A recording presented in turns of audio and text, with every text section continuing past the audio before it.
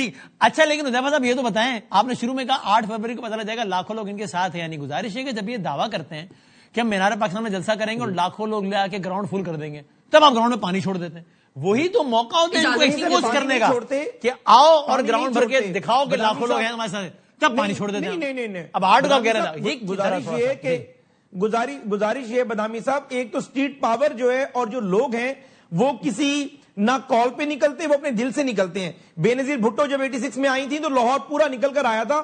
اگر کے پی کے میں یہ لوگ لاکھوں لوگ اکٹھا نہیں کر سکے, اگر مردان میں نہیں کر سکے, پشاور میں نہیں کر سکے, پشاور میں مردان میں یا سوابی میں نہیں کر سکے, تو وہ کہہ رہی ہم کھانا کھانے جاتے ہیں ہوٹل بند ہو جاتے ہیں. وہ شاید مٹک صاحب کہہ رہے تھے رستے کے واش روم بند کر دیتے ہیں, چائے پینے جاتے ہیں آپ پلٹی بند کر دیتے ہیں. بدامی صاحب, ہم عوام میں جاتے ہیں آپ بازاریں بند کر دیتے ہیں. انہوں نے ہر موقع کو ایونٹ بنانا ہوتا ہے, 100 بندوں کو لاکھ بنا کے پیش کرنا ہوتا ہے.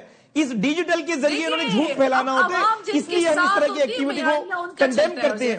یہ کہتے ہیں ہم جلسہ کرنا چاہتے ہیں. مجھے آپ یہ بتائیں, جب جب انہیں جلسے کی پرمیشن دی, انہوں نے پی ٹی وی کو آگ لگائی, ڈی چوک پہ اگر آئے تو میٹرو جلا دی. بیسیکلی انہوں نے اپنی سیاست کو جس طریقے سے مسلح بنا دی ہے, ہم اس سے خوفزدہ ہوتے ہیں. ہم ان کے لوگوں سے کبھی خوفزدہ نہیں ہوئے. اگر انہوں نے پرامن طریقے سے جلسے کرنے ہو, ہم انہیں ڈیلی جلسے کی پرمیشن دیں. پنجاب کے اندر مجھے بتائیں, پنجاب میں کہ بھیرا سے لے کر لاہور لبرٹی تک, لاہور میں ہر وقت 2,500 بندہ ہوتا ہے, لیکن ان کے وزیر اعلیٰ صاحب گئے کہتے ہیں رستے بند کر دیے.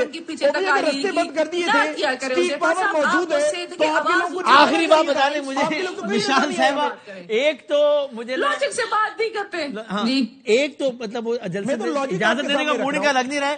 باقی حذیفہ صاحب نے نا میرے کان میں ایک بات کہی کہ مشال صاحبہ ضرور پوچھیں کہ آج کل منگل کو وہ جا کیوں نہیں رہی ہیں, یہ خان صاحب کے اس کے باہر پہلے جاتی تھی, اگر آپ چاہیں تو یہ بتا دیں. پہلی بات تو یہ ہے کہ نہیں پہلی بات تو یہ ہے کہ میں ہر منگل کو جاتی ہوں, کبھی ہائی کورٹ کے سامنے جاتی ہوں جس دن میرا اپنی ٹرائل ڈیٹ ہوتی ہے. اوبیسلی اس دن میں نہیں جا پاتی, لیکن جس دن میری ٹرائل ڈیٹ نہیں ہوتی, اپنے اومنی بس بیل کی ڈیٹ نہیں ہوتی, تو اس دن میں ضرور جاتی ہوں. حذیفہ صاحب سے کہہ رہے کہ آپ کو شاید مشال صاحبہ جو ہے وہ نہیں جا رہے پڑے گا, اور حذیفہ صاحب کو یہ بھی کہیں, حذیفہ صاحب کو یہ بھی کہیں کہ آپ جو ہے نا, ہم آپ پہ بات کرتے ہیں, آپ لوگوں کی شاید کرسی کے کچھ کم دن رہ گئے, ونڈر بوائے آنے والا ہے, اللہ اللہ کرے. یہ کون ہوگا ویسے؟ نہیں میں کرسی کے بارے میں بتا دیتا ہوں. آخری 30 سیکنڈ میں کسوٹی, کیا اس کا تعلق سن سے ہے؟ میرا ایمان ہے, ونڈر بوائے, میرا ایمان ہے جو بھی ہے ونڈر بوائے آ رہے, ان کی چھٹی ہو رہی. ایک اور مزے کی بات بتاؤں, یہ آپ کی خواہش ہے, خبر ہے یا تجزیہ؟ کرسی کے بارے میں میرا کرسی کے بارے میں ایمان ہے کہ اگر کرسی اتنی مضبوط ہوتی تو مجھ تک کیسے پہنچتی. علی کا کال ہے. حذیفہ صاحب جتنی بھی آواز اونچی کر لے, دلائل آج ان کے بھائی آپ کو ونڈر بوائے سے ڈرا رہی ہیں وہ حذیفہ صاحب, ونڈر بوائے سے ڈرا رہی ہیں. میں نہ ونڈر بوائے سے ڈرنے والا شخص ہوں. میں نے تو یہ گزارش کی ہے کہ مولا علی کا کال ہے کہ اگر یہ کرسی اتنی مضبوط ہوتی تو مجھ تک کیسے پہنچتی, جب جانی ہوگی پتہ بھی نہیں چلے گا.